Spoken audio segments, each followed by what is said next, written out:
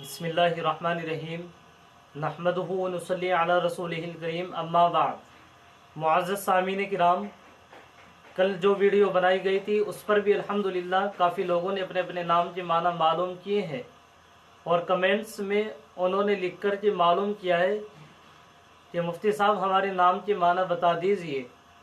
انہی میں سے ایک شخص ہے، انہوں نے معلوم کیا ہے کہ تابش نام کے معنی کیا ہے۔ دیکھیے، تابش اور تابش نام رکھنا کیسا ہے اور کیا یہ نام رکھ سکتے ہیں۔ دیکھیے، تابش کے معنی آتے ہیں چمک دمک والا، روشنی، اور یہ اس معنی میں استعمال ہوتا ہے، لہٰذا تابش نام رکھ سکتے ہیں۔ یہ نام رکھنا اچھا ہے، اس سے معنی بھی اچھے ہیں، معنی میں کوئی خرابی نہیں ہے۔ اسی طریقے سے ایک اور صاحب ہے، کل انہوں نے بھی کمنٹس کیا ہے اور انہوں نے کہا ہے کہ مفتی صاحب ذکی نام کے معنی بتا دیجئے، ذکی نام کے معنی کیا ہے۔